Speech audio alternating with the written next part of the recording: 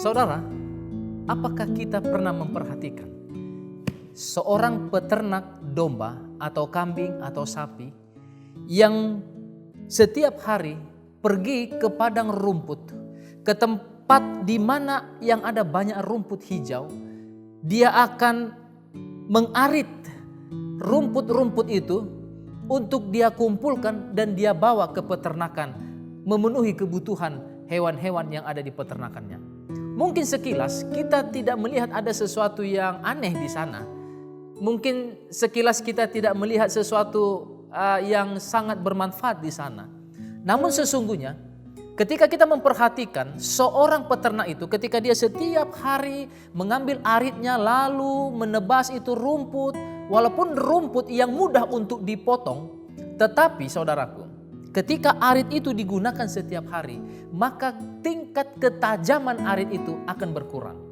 Itu sebabnya setelah beberapa kali dia menggunakannya, dia akan mengasah kembali aritnya itu supaya mendapatkan ketajaman lagi. Dan ketika dia memotong rumput, maka rumput itu akan dengan sangat mudah terpotong. Dia boleh mengumpulkannya, dia bawa ke peternakannya untuk memenuhi segala kebutuhan hewan-hewan yang ada di peternakannya. Saudaraku yang diberkati oleh Tuhan, mungkin ada satu pelajaran yang bisa kita lihat dari pengalaman seorang peternak sapi, peternak domba atau kambing ini, yang setiap hari mengambil makanan hewan-hewan ternaknya dengan mengarit rumput.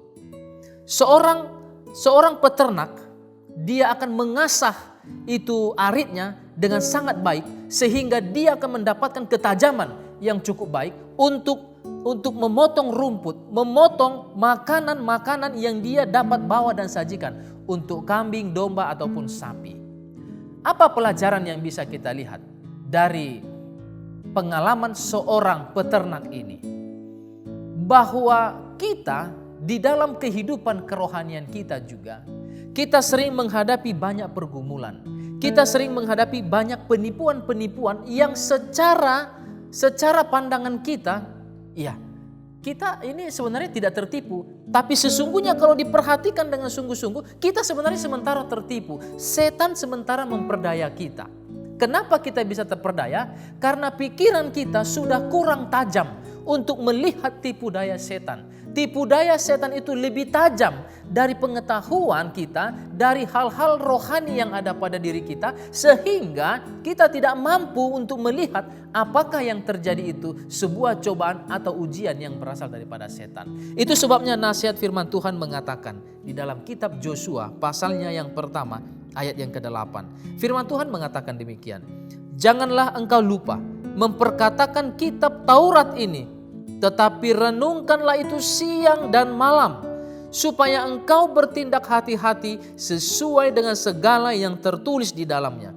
Sebab dengan demikian perjalananmu akan berhasil dan engkau akan beruntung. Saudaraku yang diberkati Tuhan, lihat betapa pentingnya kita mengasah iman kita, mengasah pengetahuan kerohanian kita. Mengasahnya dengan membaca firman Tuhan, merenungkannya siang dan malam. Bukan hanya siang saudara, tapi juga malam. Firman Tuhan jelas mengatakan, merenungkan kitab Taurat ini, merenungkannya siang dan malam. Kenapa siang dan malam? Karena setan tidak pernah berhenti pada malam hari untuk menggoda, untuk menjebak, menjerat umat-umat Tuhan. Pada malam hari pun dia bekerja, apalagi pada waktu siang hari. Itu sebabnya menjadi penting untuk kita mengasah kehidupan kita, mengasah kerohanian kita, pengetahuan kita akan firman Tuhan, agar kita dapat mengetahui jerat-jerat setan yang ada dalam kehidupan kita. Inilah yang menjadi harapan saya, inilah yang menjadi kerinduan saya, sehingga saudara dan saya akan tetap bertahan di dalam kebenaran ini sampai Yesus datang pada kali yang kedua. Shalom.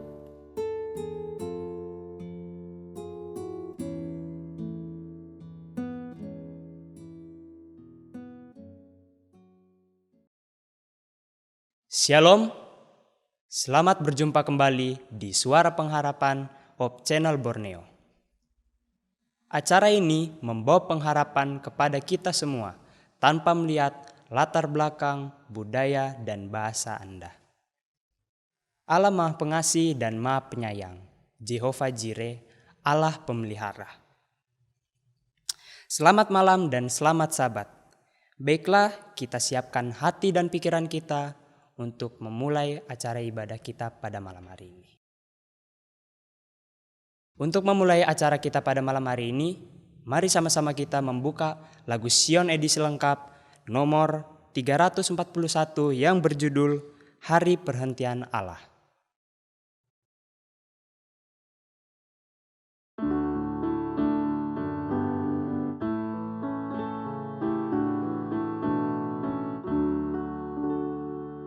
Hari perhentian Allah, hari yang diberkati, disucikan olehnya, pada manusia diberi selamat datang, selamat datang.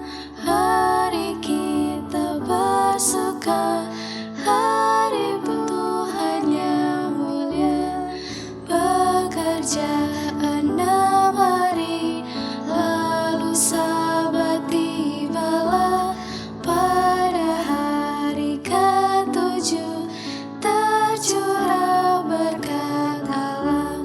Selamat datang, selamat datang.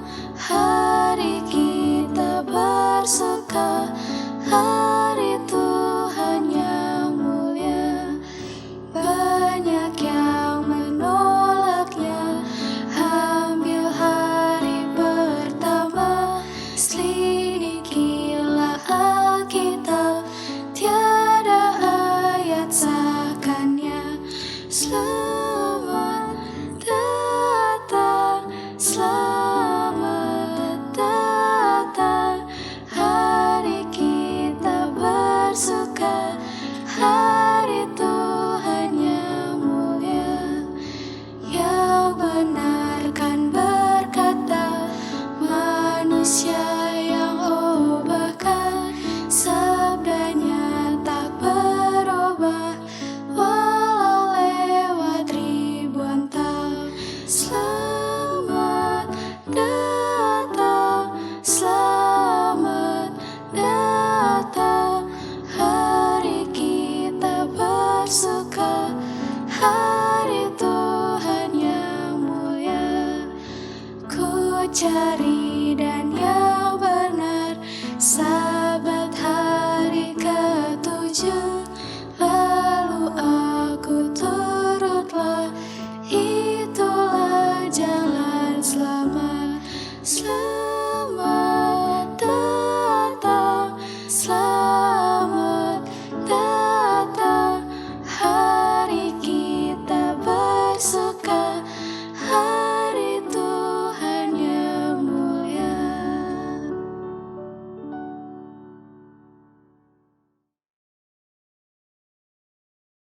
Mari sama-sama kita berdoa.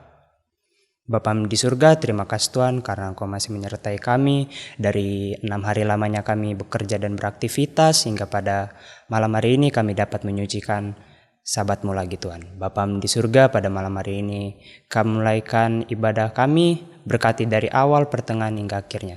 Berkati juga firman Tuhan yang akan dibawakan nanti agar dapat bermanfaat bagi kehidupan kami Tuhan. Bapa di surga, inilah doa dan pengharapan kami karena kami berdoa di dalam nama Yesus. Amin. Sebelum kita mendengarkan firman Tuhan, mari kita sama-sama mendengarkan lagu pujian yang akan disampaikan oleh Saudara Karel Purba dengan judul Allah Sanggup.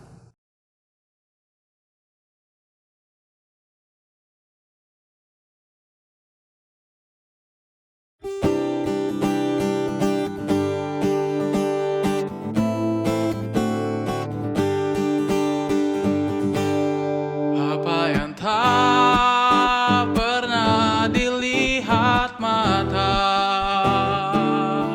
dan tak pernah didengar telinga dan tak pernah timbul di dalam hati, semua disediakannya bagi yang mengasihi Dia. Allah sanggup melakukan segala perkara, dulu, sekarang, dan selamanya. Kuasanya tidak berubah. Allah sanggup melakukan segala perkara, dulu, sekarang, dan selamanya. Kuasanya tak berubah.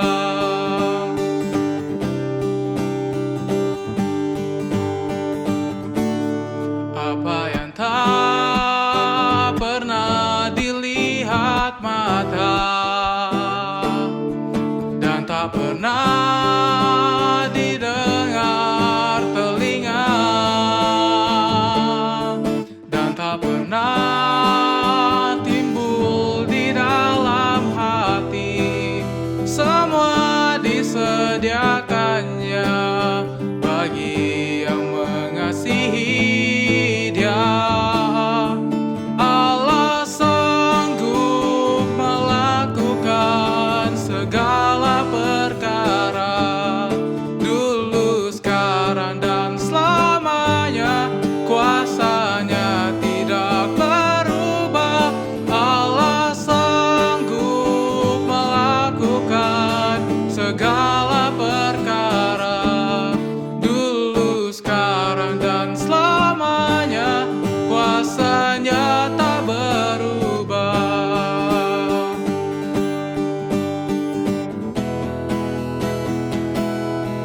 Allah sanggup melakukan segala perkara, dulu, sekarang, dan selamanya. Kuasanya tidak berubah. Allah sanggup melakukan segala perkara, dulu, sekarang, dan selamanya. Kuasanya tak berubah.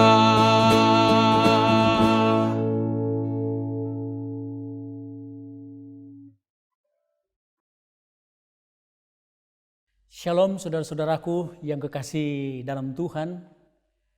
Tentunya kita senantiasa selalu bersyukur dan berterima kasih kepada Tuhan oleh karena Tuhan senantiasa selalu menyertai, bahkan selalu memberkati kita. Pada saat ini saya ingin mengajak saudara-saudara untuk merenungkan akan firman Tuhan yang saya beri judul Kemenangan di Akhir Pertandingan. Saudara-saudara, mari saya baca ayat firman Tuhan dalam 2 Timotius pasal yang keempat, ayatnya yang ketujuh. Firman Tuhan mengatakan, Aku telah mengakhiri pertandingan yang baik. Aku telah mencapai garis akhir dan aku telah memelihara iman. Yang menulis firman Tuhan dalam 2 Timotius 4 ayat 7 ini adalah Rasul Paulus. Tentunya ketika dia menulis ayat ini, dia diilhami oleh Tuhan melalui tuntunan dan kuasa Roh Kudus. Nah, saudaraku yang kekasih dalam Tuhan, di dalam ayat ini Rasul Paulus menggambarkan bahwa ia adalah seorang olaragawan yang sedang mengikuti sebuah pertandingan. Nah, sebagai umat Tuhan, sebagai orang yang percaya, Rasul Paulus menggambarkan demikian. Ia menggambarkan bahwa dia ibaratnya adalah seorang olaragawan dan ia sedang mengikuti suatu pertandingan. Tentunya saudaraku yang kekasih dalam Tuhan, sebagaimana Rasul Paulus, saya dan saudara-saudara tentunya demikian. Bahwa kita dalam perjalanan kerohanian kita diibaratkan sebagai seorang olaragawan. Nah, saudaraku yang kasih dalam Tuhan, saat ini kita sedang mengikuti sebuah pertandingan. Dan dalam pertandingan kita saat ini, saudara-saudara, lawan kita dalam medan atau gelanggang pertandingan, lawan kita ini adalah COVID-19. Saudaraku yang kasih dalam Tuhan, dalam kondisi seperti ini, saudaraku, kita digambarkan bahwa kita sedang dalam pertandingan, di mana lawan pertandingan kita adalah COVID-19 atau virus corona itu. Nah, dalam kondisi saat ini, saudaraku, mungkin ada saudara-saudara yang sebagai olahragawan dalam suasana pertandingan seperti ini, kita sedang dalam posisi bertahan. Bertahan agar supaya COVID-19 itu tidak menyerang kita, bahkan tidak masuk di dalam diri kita. Namun saudaraku, kita tahu bersama bahwa di dunia ini, bahkan di negara kita, bahkan sudah ada yang terpapar dengan COVID-19 ini. Nah, saudaraku yang kasih dalam Tuhan, lawan kita sangat berbahaya, bahkan sangat mematikan. Ia menyerang kita dan mengancam kehidupan kita. Ini saudaraku yang kasih dalam Tuhan adalah suatu situasi di mana kita sedang mengikuti suatu pertandingan yang sangat berat. Sebuah pertandingan yang sangat melelahkan. Bahkan kita yang masih terhindar ini dibandingkan dengan orang-orang para medis yang berada di garda terdepan dalam menolong orang yang sedang terpapar virus ini, bahkan menolong agar supaya sahabat-sahabat yang lain, saudara-saudara kita yang lain tidak akan terpapar dengan COVID ini. Mereka bekerja keras dalam menghadapi situasi seperti ini. Sebab itu yang menjadi pertanyaan saudara-saudara adalah ketika kita menghadapi situasi seperti ini, di mana kita diibaratkan sedang dalam pertandingan. Pertanyaannya adalah, apakah kita akan menjadi pemenang? Apakah saya dan saudara-saudara yang saat ini harus berada di rumah akan menjadi pemenang? Saudara yang kasih dalam Tuhan, ketika hamba Tuhan Rasul Paulus mengibaratkan bahwa ia adalah seorang atau bagaikan seorang olahragawan yang sedang bertanding, Paulus mengemukakan 3 hal penting seperti yang saya sudah bacakan tadi dalam 2 Timotius 4 ayat 7. Saya ingin membacakan kembali ayat itu. 2 Timotius 4 ayat 7. 3 hal yang dikemukakan oleh Rasul Paulus ketika dia sedang berada dalam gelanggang pertandingan. Dikatakan di sana, aku telah mengakhiri pertandingan yang baik. Aku telah mencapai garis akhir dan aku telah memelihara iman. 3 hal penting yang dikemukakan oleh Rasul Paulus. Yang pertama adalah, aku telah mengakhiri pertandingan yang baik. Dan yang kedua adalah, aku telah mencapai garis akhir. Dan yang ketiga adalah, aku telah memelihara iman. Ketiga inilah yang dikatakan oleh Rasul Paulus saat dia mengibaratkan dirinya sebagai seorang olahragawan. Ketiga hal itu, saudara-saudara, ia lakukan saat ia mengikuti pertandingan rohani, di mana pertandingan rohani yang dia ikuti adalah pertandingan iman, pertandingan antara hidup dan mati. Pertandingan yang diikuti Rasul Paulus ini, saudara-saudara, bukan pertandingan untuk mendapatkan sekian juta hadiah atau mendapatkan juara 1 supaya jadi populer, atau mendapatkan kemenangan supaya dapat piala dan lain sebagainya. Tetapi Rasul Paulus, ia bertanding dalam pertandingan iman, di mana pertandingan yang dia ikuti itu adalah pertandingan antara hidup dan mati. Mari kita lihat satu persatu ketiga hal ini. Yang pertama tadi, saudara, adalah aku telah mengakhiri pertandingan yang baik. Kalimat ini Paulus katakan, aku telah mengakhiri pertandingan yang baik. Saudaraku, kita tahu bersama, Rasul Paulus awalnya adalah seorang yang tidak mengenal Tuhan. Seorang yang tidak mengenal Yesus Kristus. Bahkan seorang yang menentang Yesus Kristus. Bahkan seorang yang suka menganiaya orang yang mengikuti Kristus. Tetapi ketika ia ditobatkan oleh Yesus Kristus, Paulus dengan berani memilih untuk mengikuti Yesus. Dia memilih untuk mengikuti ajarannya. Bahkan bukan hanya itu, dia memilih untuk bersaksi bagi Kristus. Dia percaya kepada Yesus, dia mengikuti ajaran Yesus, dan dia membagikan kepada orang lain. Dan dalam keputusan ini Rasul Paulus sangat meyakini bahwa pilihannya adalah sebuah pilihan, sebuah pertandingan yang sangat berat dan besar. Tetapi Paulus menulis dalam 2 Timotius 4 ayat 6. Mengenai diriku, darahku sudah mulai dicurahkan sebagai persembahan dan saat kematianku sudah dekat. Dalam mengikuti pertandingan itu saudara, di bagian pertama dia katakan, aku telah mengakhiri pertandingan yang baik.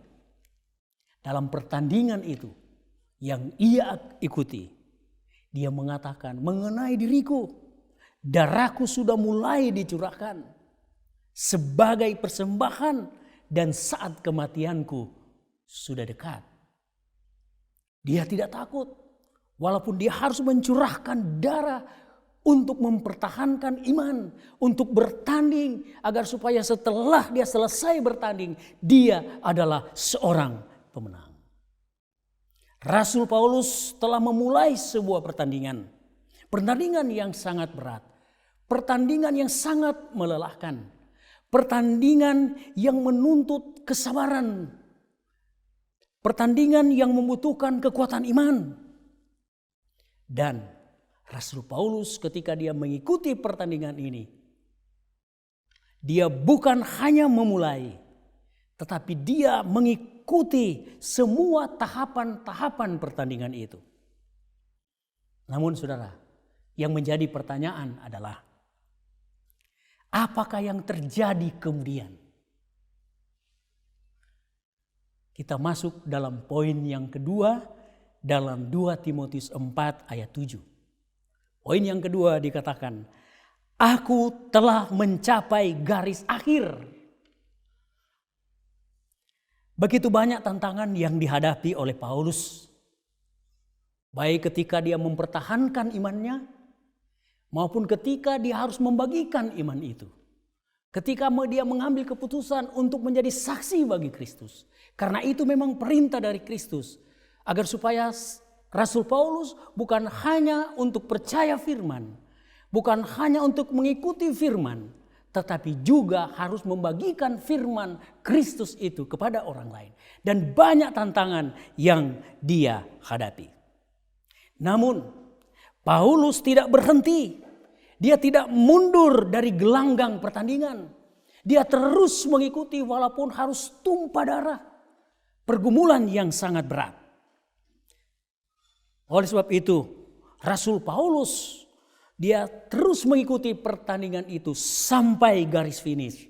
Itulah sebabnya dalam bagian yang kedua ini dia katakan, aku telah mencapai garis akhir. Saudaraku yang kasih dalam Tuhan, kita dapat membayangkan ketika Rasul Paulus hidup di dalam Kristus. Yang tadinya ia adalah seorang penganiaya. Penganiaya orang-orang yang mengikuti Tuhan. Tetapi dia tetap bertahan. Dia tetap kuat. Dia terus membagikan kabar-kabar tentang kesukaan. Kabar-kabar tentang keselamatan melalui Yesus Kristus.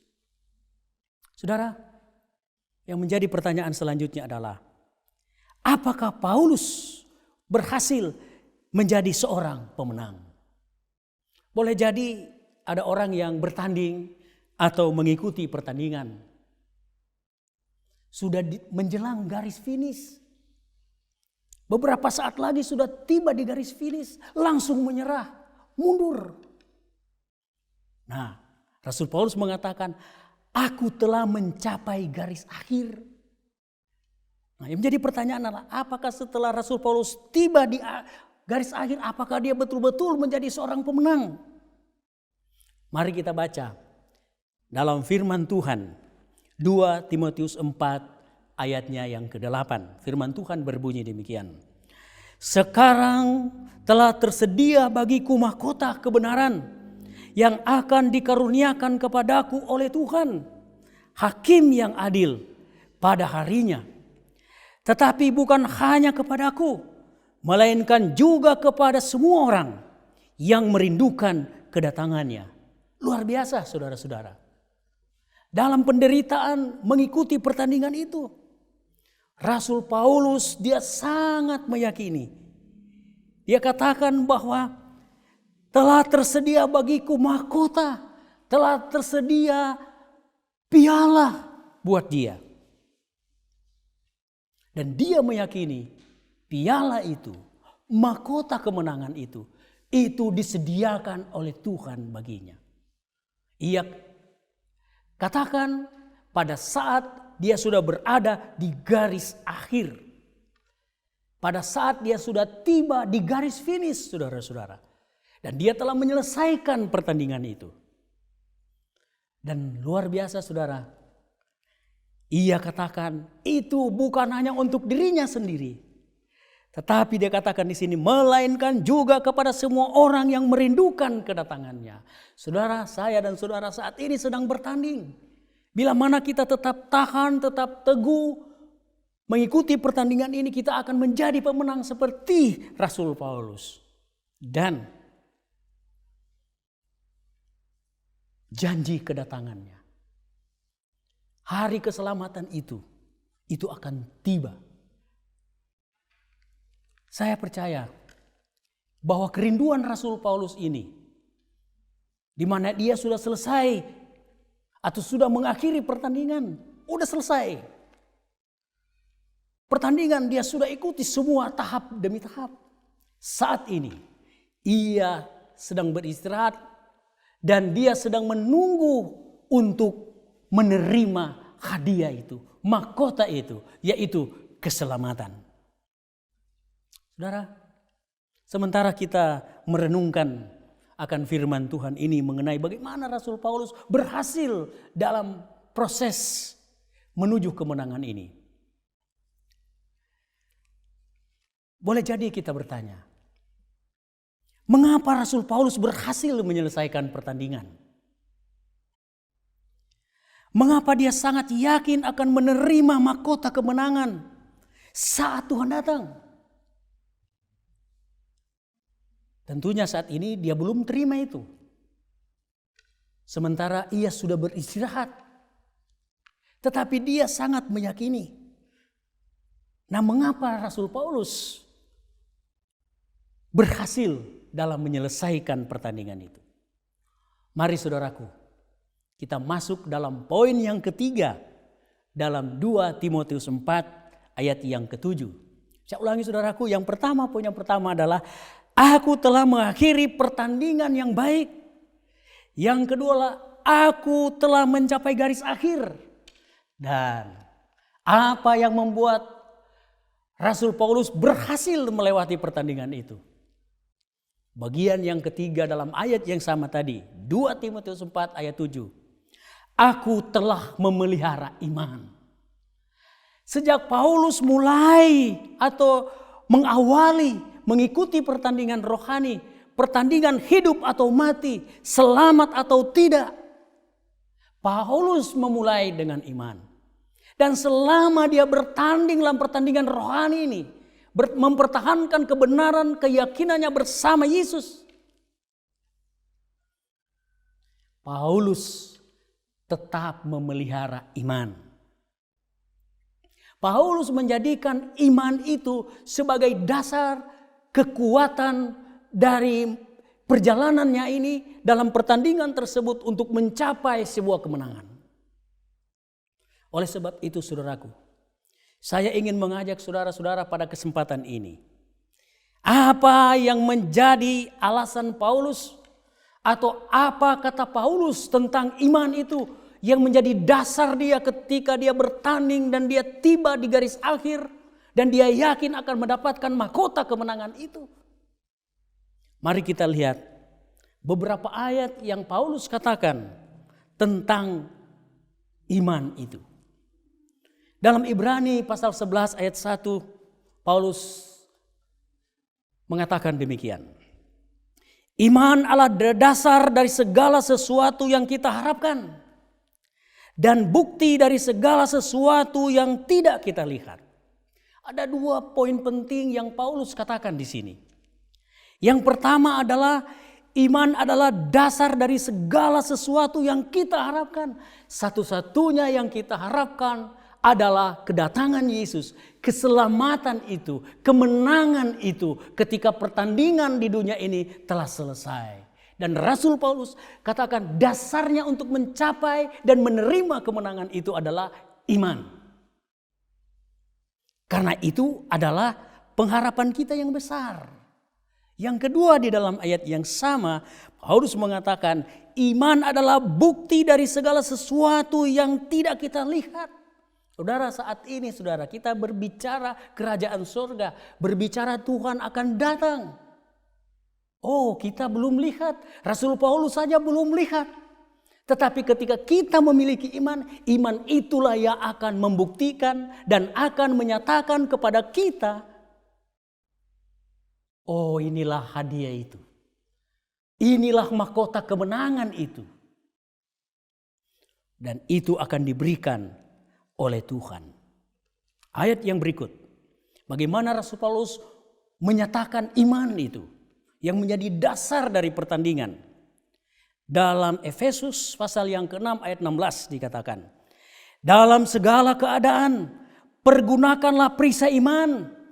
Sebab dengan perisai itu kamu akan dapat memadamkan semua panah api dari si jahat. Oh, Paulus katakan, dan tentunya ia telah gunakan. Iman itu bagaikan perisai ketika dia bertanding. Banyak panah-panah pencobaan, banyak serangan-serangan yang menghantam dia, menyerang dia.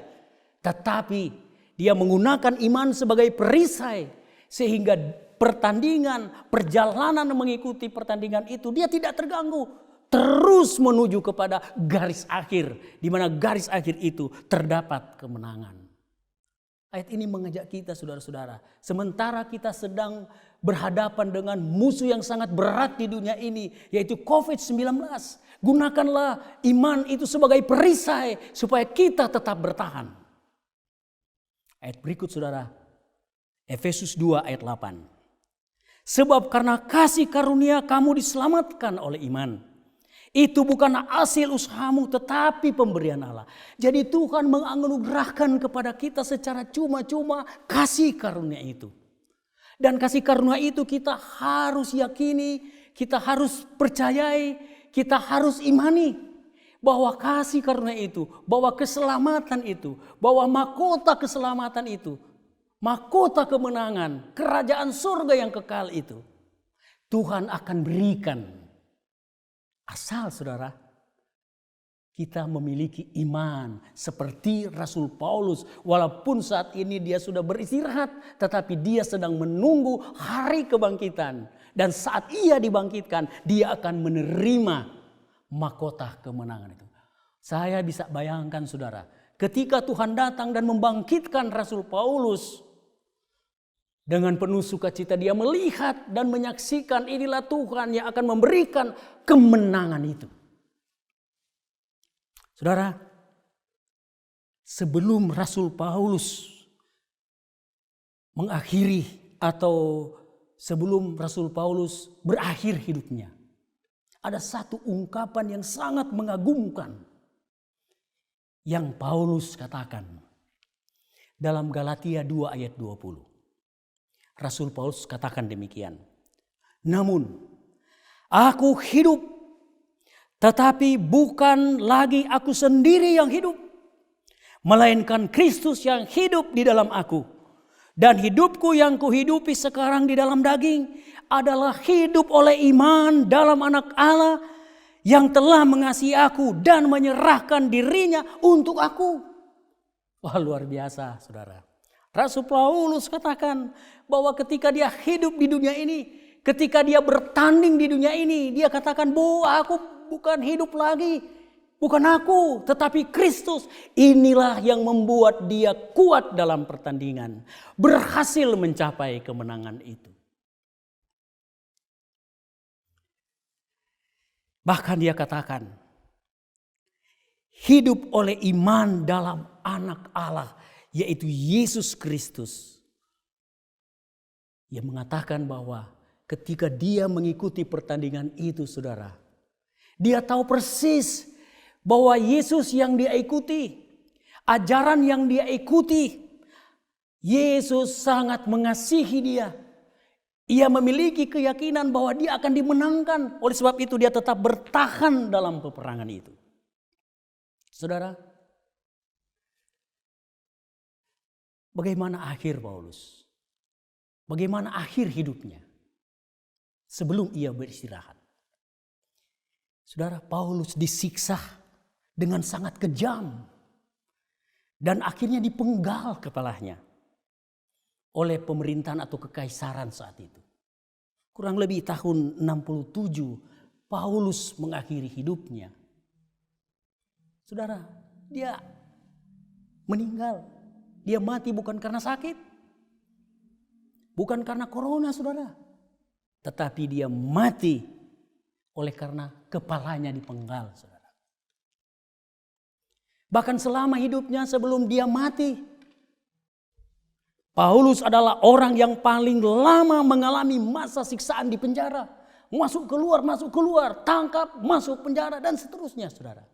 Tetapi Rasul Paulus tetap setia kepada Tuhan. Mau dalam keadaan senang, mau dalam keadaan susah, mau dalam keadaan yang begitu berat. Ancaman di dalam penjara. Ancaman untuk merubah keyakinan. Paulus tetap setia kepada Tuhan. Bahkan saudaraku yang kasih dalam Tuhan, saat ini kita membaca tulisan-tulisan yang ia tulis dari penjara. Kita membaca firman Tuhan dengan sukacita, saudara. Tapi di balik itu, penulisnya yang diilhamkan oleh Tuhan, menulisnya bukan dari hotel, tetapi menulisnya dari penjara. Oleh sebab itu, saudara-saudaraku yang kekasih dalam Tuhan, 3 hal penting ini perlu kita teladani. Aku telah mengakhiri pertandingan yang baik. Yang kedua, aku telah mencapai garis akhir. Pastikan bahwa kita mengikuti pertandingan yang baik. Yang kedua, pastikan bahwa kita akan mencapai garis akhir. Dan pastikan kita tetap memiliki iman supaya kita bisa memperoleh mahkota kemenangan itu. Saya mengajak saudara-saudara untuk merenungkan firman Tuhan. Untuk menjadi kekuatan bagi kita di saat kita menjadi olahragawan rohani yang sedang bertanding. Bisa jadi seperti Paulus, hidup mati. Dan marilah kita renungkan firman Tuhan ini. 2 Timotius 4 ayat 18. Dan Tuhan akan melepaskan aku dari setiap usaha yang jahat.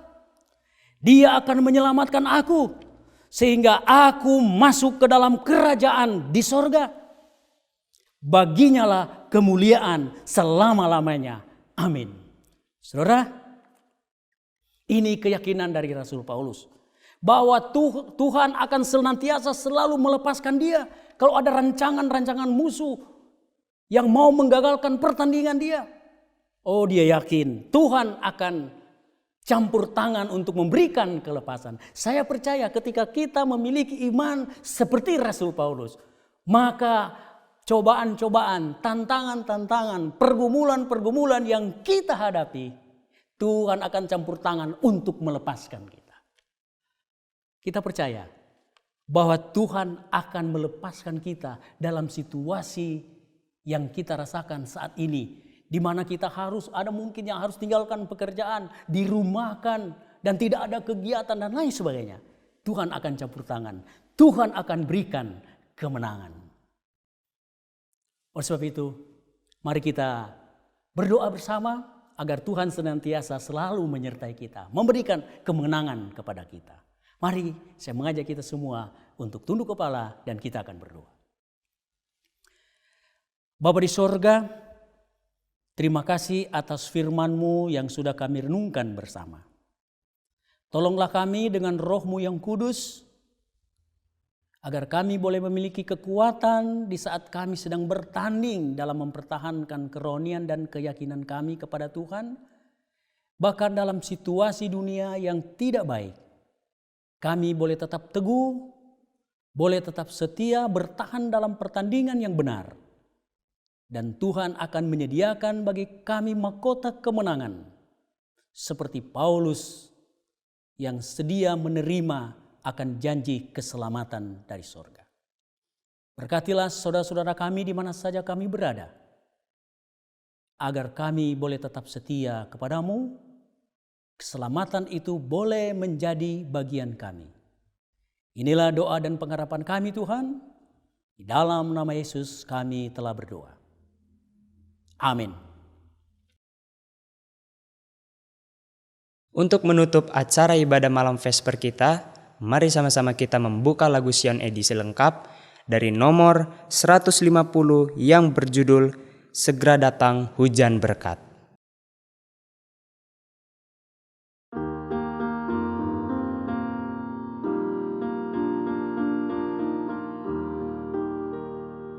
Segera datang hujan berkat, itu janji kasih-Nya, menyegarkan jiwa raga dari Bapa di surga. Berkat yang indah kami rindukan sangat, bukan sekadar tetesan, tapi curahan berkat. Segera datang hujan berkat yang memberi hidup baru di atas gunung dan lembah. Hujan berkat ku perlu, berkat yang indah kami rindukan sangat, bukan sekadar tetesan, tapi curahan berkat. Segera datang hujan berkat pada kami ya Tuhan. Datanglah sekarang juga, sabda-Mu menyegarkan. Berkat yang indah kami rindukan sangat, bukan sekadar tetesan, tapi curahan berkat. Segera datang hujan berkat, turunlah hari ini. Pada Allah ku mengaku, pada Yesus mengabdi. Berkat yang indah kami rindukan sangat, bukan sekadar tetesan, tapi curahan berkat.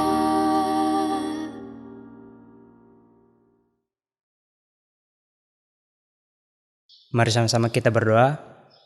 Bapa di surga, pada malam hari ini Tuhan kami telah menyelesaikan ibadah malam Vesper kami. Berkati Tuhan agar firman yang telah kami dengar, kami dapat terapkan dalam kehidupan kami masing-masing Tuhan. Bapa di surga, pada malam hari ini Tuhan, kami akan beristirahat, kiranya Engkau dapat lindungi kami dan jagai kami Tuhan. Bapa kami di surga, inilah doa dan pengharapan kami karena kami berdoa dalam Yesus. Amin.